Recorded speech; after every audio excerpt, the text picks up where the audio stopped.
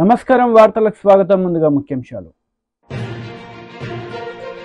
రాష్ట్రంలో ఘనంగా శ్రీరామ నవమి వేడుకలు. భక్తి శ్రద్ధలతో హాజరైన భక్తులు.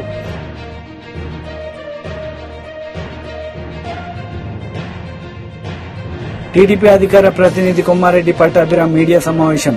వైసీపీ నేతలపై fire.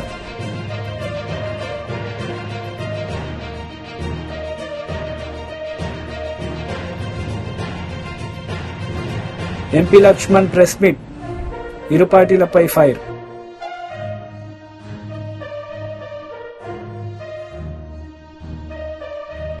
MP Laxman press meet నిర్వహించారు. ఈ సందర్భంగా పలు అంశాలపై ఆయన మాట్లాడారు. కాంగ్రెస్ పార్టీ దక్షిణ భారత్లో కూడా కాంగ్రెస్ ముక్త్ దక్షిణ భారత్గా కాబోతుంది. ఇవాళ కర్ణాటకలో అధికారంలో ఉన్న కాంగ్రెస్ పార్టీ ఒక్క సీటు కూడా గెలవలేని పరిస్థితి ఇవాళ కర్ణాటకలో నెలకొన్న విషయాన్ని ముఖ్యంగా కాంగ్రెస్ పార్టీ దాదాపు 12 రాష్ట్రాల్లో ఒక్క సీటు కూడా గెలవలేని పరిస్థితి ఇవాళ దేశంలో కొనసాగుతుంది. అది ఢిల్లీ కానీ, గుజరాత్ కానీ, రాజస్థాన్, పంజాబ్, ఉత్తరప్రదేశ్, ఉత్తరాఖండ్, తమిళనాడు, కర్ణాటక, ఆంధ్రప్రదేశ్తో సహా 12 రాష్ట్రాల్లో ఒక సీటు గెలవలేని కాంగ్రెస్ పార్టీ దేశానికి నాయకత్వం వహిస్తామని, దేశానికి ప్రధానమంత్రి ఇవాళ కాంగ్రెస్ పార్టీ అందిస్తుందని ఇవాళ భారతీయ జనతా పార్టీ మాత్రమే కాదు, సర్వేలే కాదు, మీ కూటమిలో ఉన్నటువంటి పార్టీలు సైతం కూడా ఇవాళ కాంగ్రెస్ పార్టీని ఇవాళ ఆదరిస్తలేరు, కనీసం ఇవాళ గుర్తిస్తలేరు, గౌరవిస్తలేదానికి తార్కాణం పంజాబ్లో ఆమ్ ఆద్మీ పార్టీతో కాంగ్రెస్ మాకు పొసగదని, వెస్ట్ బెంగాల్లో కూడా మమతా బెనర్జీ కాంగ్రెస్ పూర్తిగా అడ్రస్ గల్లంటిన పార్టీతో మాకు పొత్తు అవసరం లేదని, ఆ రకంగా ఇవాళ తమిళనాడులో కూడా పరిస్థితి దారుణంగా దేశవ్యాప్తంగా 247 సీట్లు పోటీ చేస్తున్న కాంగ్రెస్ పార్టీ ఖచ్చితంగా 235 సీట్లు ఓడిపోయే దశకు ఇవాళ చేరుకోవటము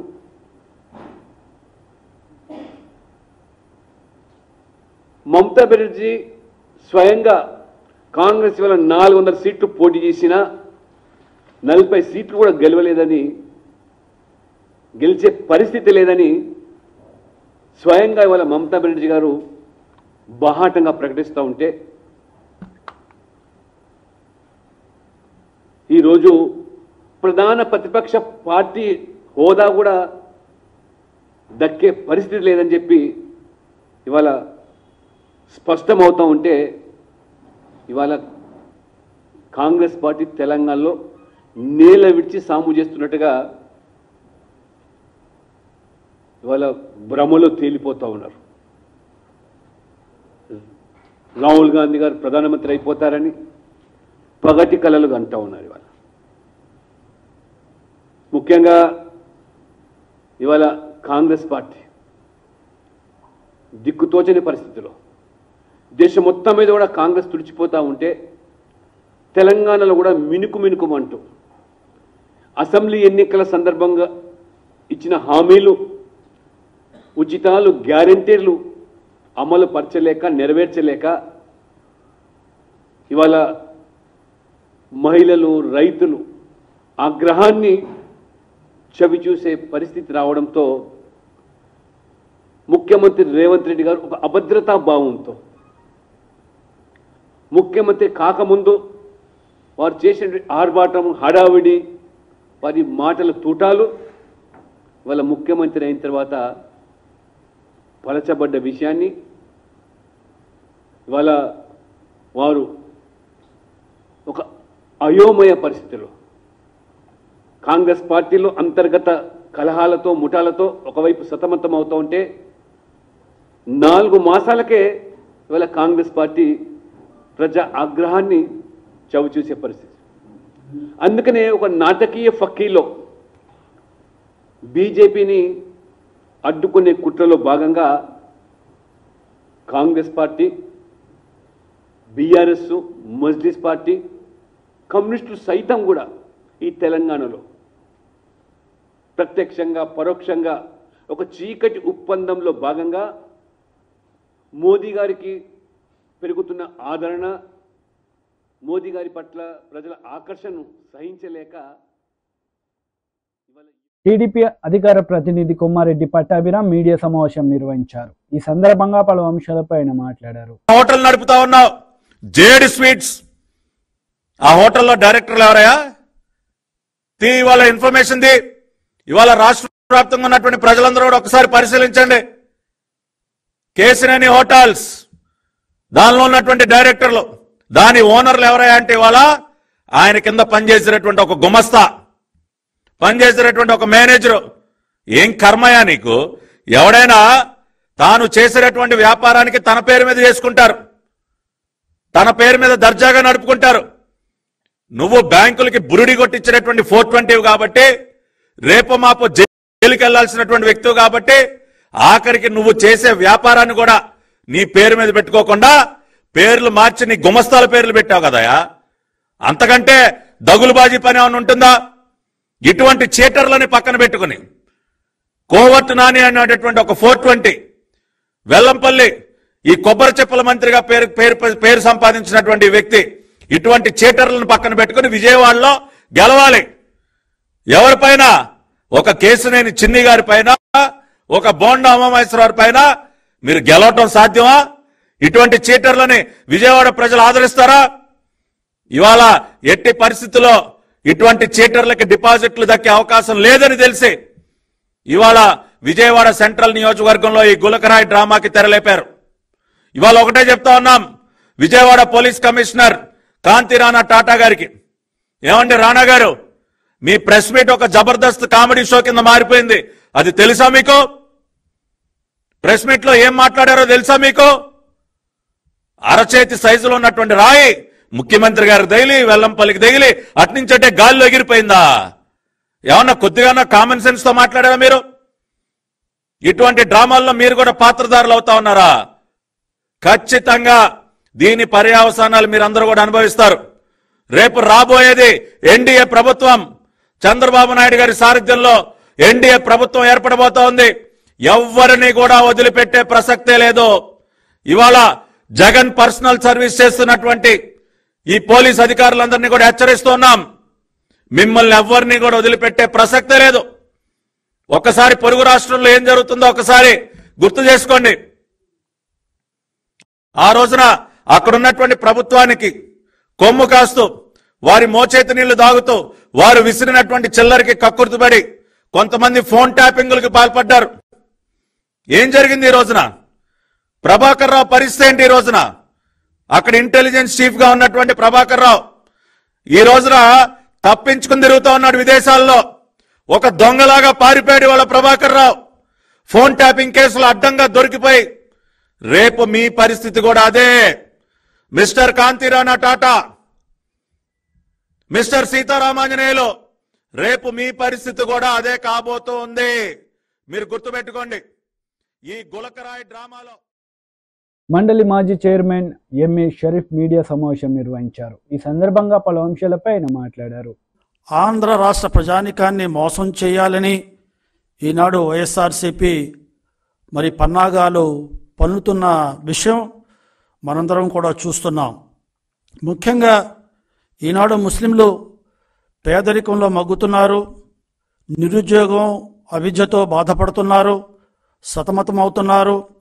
గత తెలుగుదేశం ప్రభుత్వం అమలు చేసిన పథకాలు వేటిని కూడా అమలు చేయకుండా తెలియదోకాలు ఇచ్చి ఈరోజు బడ్జెట్లో కేటాయించిన బడ్జెట్ మొత్తాన్ని, మైనార్టీ వెల్ఫేర్ డిపార్ట్మెంట్లో ఉన్న మొత్తాన్ని మరి నవరత్నాలకు తరలించి మోసం చేసిన జగన్మోహన్ రెడ్డిని మళ్ళీ గద్దె దింపాలని ముస్లిం సమాజం కృతనిశ్చయంతో ఉన్న తరుణంలో ఈనాడు 4% రిజర్వేషన్పై, అదే రకంగా లేని ఎన్ఆర్సీ చట్టంపై అపోహలు సృష్టించి భయాందోళన గురి చేసి ఈనాడు ముస్లింలని అభద్రతా భావానికి గురి చేసి మరి ముస్లిం ఓట్లను కాజేయడానికి ఈనాడు కుట్రలు చేస్తున్న విషయాన్ని నేను తీవ్రంగా ఖండిస్తున్నాను. 4% రిజర్వేషన్కి తెలుగుదేశం పార్టీ కట్టుబడి ఉంది. ఒక విషయం గమనించాలి రాష్ట్ర ప్రజలు, మరి ముఖ్యంగా ముస్లింలు. నాడు 2014 నుండి 2018 మార్చి వరకు తెలుగుదేశం ప్రభుత్వం ఎన్డీఏ ప్రభుత్వంతో జతకట్టింది, కలిసి పనిచేసింది. ఆనాడు 2014 నుండి 2018 వరకు కేంద్ర ప్రభుత్వంతో కలిసి ఉన్నప్పటికీ కూడా ఈ 4% విద్యా ఉద్యోగాలలోని ముస్లిం రిజర్వేషన్ని 100% అమలు చేసి చూపెట్టింది తెలుగుదేశం పార్టీ. అంతేకాకుండా ఏదైతే సుప్రీం కోర్టులో ఈ 4% రిజర్వేషన్ స్టేలో నడుస్తుందో, ఒకవేళ సుప్రీంకోర్టులో ఇది కనుక కేసు మరి విచారణకు వస్తే దీన్ని చట్టబద్ధత కల్పించడానికి 5 కోట్ల రూపాయలు ఖర్చు పెట్టి చట్టపరంగా మరి రాజ్యాంగ పరంగా నిష్ణాతులైన 2 లాయర్లను పెట్టి వాదించిందన్న విషయాన్ని, మరి అక్కడ కనిపెట్టుకుని కూర్చునే రకంగా చేసిన విషయాన్ని ఈనాడు ముస్లిం సమాజం గుర్తించవలసిన అవసరం ఉంది. కేవలం అమలు చేయటమే కాదు, దాని చట్టబద్ధత కల్పించడానికి కూడా తెలుగుదేశం పార్టీ చిత్తశుద్ధితో ఉందనే విషయాన్ని ఈ సందర్భంగా ముస్లిం సమాజం గమనించాలి. ఇది కేవలం ముస్లింల అపోహలు రేకెత్తించడానికి, ముస్లింల అనుమానాలని రేకెత్తించడానికి ఈనాడు YSRCP party YCP leader Kanumuri Ravichandra Reddy media సమావేశం నిర్వహించారు. ఈ సందర్భంగా పలు అంశాలపై ఆయన మాట్లాడారు. ఆదరణ కోల్పోయామని మీరు చెప్తున్నారు. అడుగడుగున వెలవెలబోతున్న మీ సభలు గాని, మీరు పవన్ కళ్యాణ్తో కలిసి మీ వదిన గారితో కలిసి చేస్తున్న యాత్రలు ఏ విధంగా ఫ్లాప్ అవుతున్నాయో మీకు తెలుసు కాబట్టి ఓర్వలేనితనం మీ అణువణువులో కనబడుతోంది. మొన్న కూడా బాలకృష్ణ ఏదైతే ఆ కర్నూలు జిల్లాలో పర్యటన చేశాడో అక్కడ జనం లేక వెలవెలబోయారు. మరోవైపున దత్తపుత్రుడి కోసం మీ పుత్రుడు, మీ దృష్టిలో ఉత్తపుత్రుడు నారా లోకేష్ ఏ సభకి పనికిరాని వ్యక్తిగా మీరే పక్కన పెట్టారు. అంతేకాకుండా మీ దత్తపుత్రుడు పవన్ కళ్యాణ్ ఫ్రస్ట్రేషన్ ఎక్కువై సభలో మొన్న నాదెండ్ల మనోహర్ గారితో కలిసి తెనాలిలో జరిగిన మీటింగ్ లో హఠాత్తుగా పూనకానికి లోనైనట్టు పిచ్చి పిచ్చిగా ప్రవర్తించడంతో పాటు ఊగిపోతూ అతను చేసిన వికృతమైన చేష్టలు ఏవైతే ఉన్నాయో అనుమానాలు వస్తున్నాయి, మాకే కాదు జనాలకు కూడా. ముఖ్యంగా అతనేమన్నా మత్తు మందులకు బానిసయ్యాడా, మందు సేవించి ఆ విధంగా ప్రవర్తిస్తున్నాడా, యువతని వచ్చిన జనాన్ని కూడా అవహేళన చేసే రీతిలో ఏదైతే పిచ్చి పిచ్చిగా మాట్లాడడంతో పాటు పిచ్చి పిచ్చి ప్రవర్తన పూనకాలు ఏవైతే వస్తున్నాయో ఇవన్నీ కూడా మీ కూటమి ఏదైతే ఉందో బీజేపీ, జనసేన, తెలుగుదేశం పార్టీల కూటమి పూర్తిగా విఫలమైందని తెలుస్తోంది. అందుకే మీకు అణువణువున కూడా టెన్షన్, ఓడిపోతామనే భయం, అడుగడుగున ఫ్రస్ట్రేషన్ గురవుతున్నారు. దాంతోపాటు పైకి మేం పోటీ పడుతున్నది తెలుగుదేశం, జనసేన, బీజేపీ కూటమితో అని అందరూ అనుకుంటున్నారు. కానీ అసలు విషయం ఏంటంటే మేం పోటీ పడుతున్నది Chandrababu Naidu, Ramoji Rao, ABN Andhrajyothi Radhakrishna, TV five BR Naidu అనే దుష్ట చతుష్టయం యొక్క కూటమితో పోటీ పడుతున్నాం.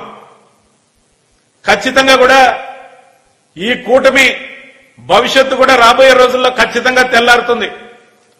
వాళ్ళకి ఎందుకు ఇంత ఆందోళన అంటే రామోజీరావు మార్గదర్శి కేసులో పీకల్లోతు మునిగి ఉన్నాడు. ఇదే ప్రభుత్వం మళ్లీ వస్తే ఉనికి గల్లంతవుతుందని భయం. మరి ఏబిఎన్ రాధాకృష్ణకు కానీ బిఆర్ నాయుడుకి కానీ అనేక ఆందోళనలు ఉన్నాయి. వాళ్ళ భవిష్యత్తు ఏమవుద్దో తెలియని పరిస్థితి.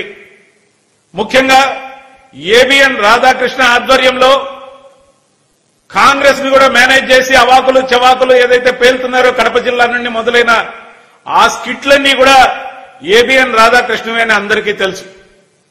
దాచినా దాగేవి కాదు ఇవి. ఖచ్చితంగా కూడా రాబోయే రోజుల్లో మీరు చేసే అన్ని ప్రయత్నాలు బెడిసి కొడతాయి.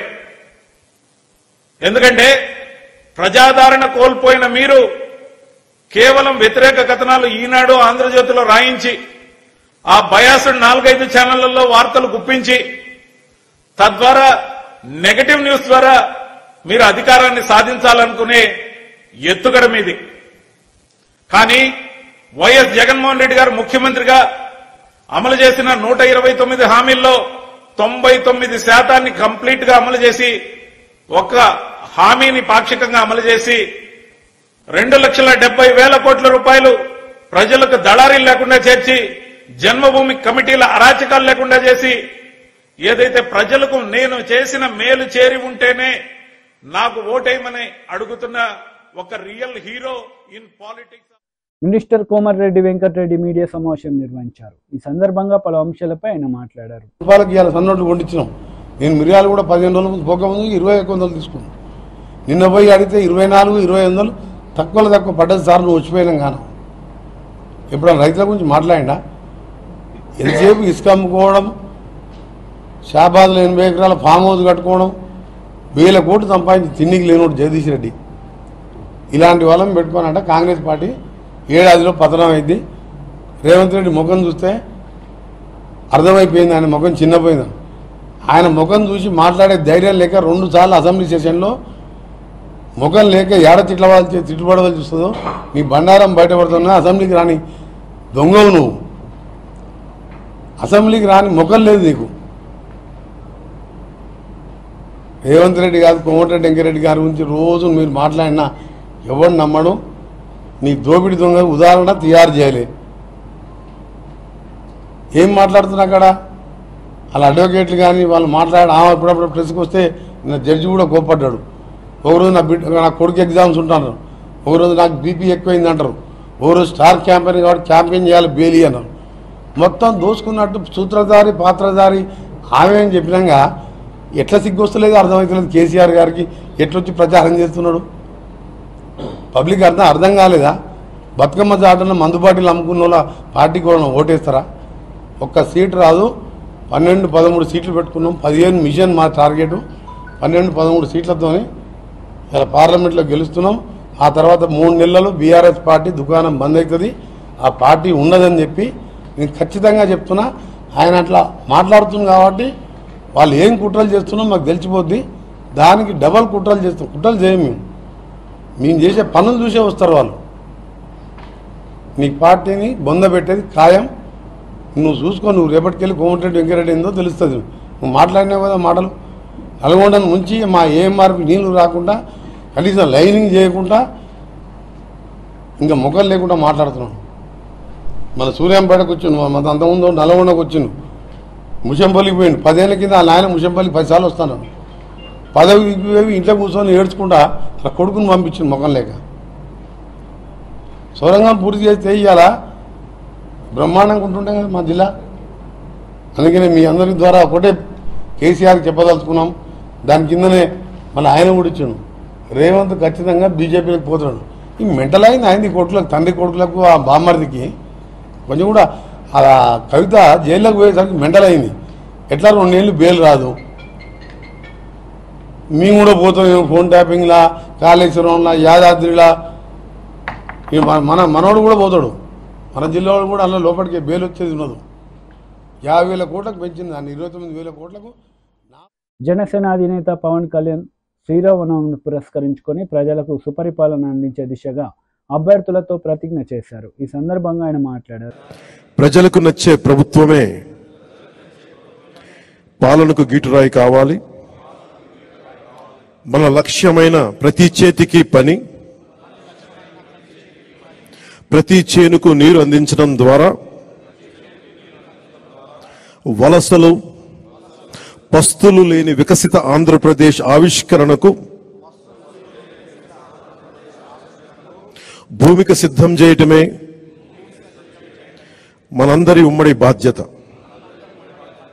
ఇందుకోసం వచ్చే ఎన్నికల్లో తెలుగుదేశం, జనసేన, బీజేపీలతో కూడిన ఎన్డీఏ కూటమి గెలుపే కర్తవ్యంగా కృషి చేస్తానని, మన పార్టీ నియమ నిబంధనలకు కట్టుబడుతూ కూటమి అభ్యర్థిగా పైన తెలిపిన ప్రతి మాటకు కట్టుబడి ఉంటానని భారత రాజ్యాంగం సాక్షిగా ప్రతిజ్ఞ చేస్తున్నాను. జై జనసేన, జై హింద్. జై హింద్. శ్రీరామనవమి రోజున మా అభ్యర్థులందరికీ బీఫామ్ అందజేయడం చాలా ఆనందంగా ఉంది. రామో విగ్రహవాన్ ధర్మ అంటాం. నిలువెత్తు ధర్మానికి ప్రతిరూపం శ్రీరామచంద్రమూర్తి. ఆయన పండుగ రోజున ఈ రోజున మేమందరం తీసుకొని రామరాజ్యం వైపు ఈ రాష్ట్రాన్ని మళ్లిస్తాను మనస్ఫూర్తిగా మీ అందరికీ మాటిస్తున్నాం. ఒక పాలకొండ మినహా దాదాపు 20 మంది ఎమ్మెల్యేలుగా 2 పార్లమెంట్ సభ్యుల్ని ఈరోజు అందరికీ బీఫామ్స్ ఇవ్వడం జరిగింది. పాలకొండ అభ్యర్థి కూడా దారిలో ఉన్నారని తెలుస్తూ ఉంది. వరుస వారికి కూడా అందజేస్తాం. ఈ ఎన్నికలు చాలా కీలకమైనవి. ఈ ఎన్డీఏ అలయన్స్ కూడా 2019 మేము రిజల్ట్స్ తర్వాత నుంచి చాలా కీలకంగా పనిచేసి కామారెడ్డి జిల్లా నర్సులాబాద్ గ్రామంలో గల రామ మందిరంలో గ్రామ ప్రజలందరి సమక్షంలో అందరి సహాయ సహకారాలతో సీతారాముల కళ్యాణం అంగరంగ వైభవంగా నిర్వహించారు. ఈ సందర్భంగా పలువురు మాట్లాడారు.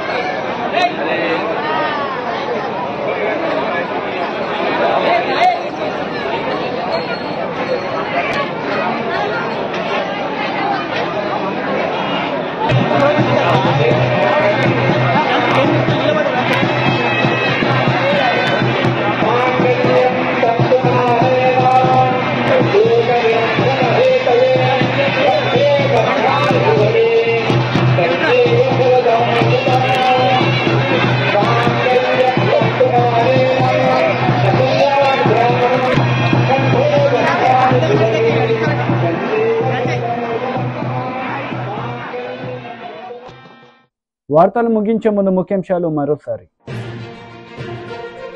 రాష్ట్రంలో ఘనంగా శ్రీరామ నవమి వేడుకలు, భక్తి శ్రద్ధలతో హాజరైన భక్తులు.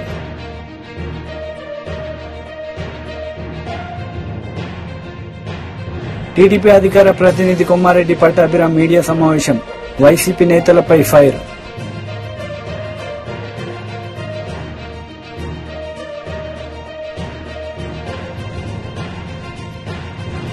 ఎంపీ లక్ష్మణ్ ప్రెస్ మీట్, ఇరు పార్టీలపై ఫైర్.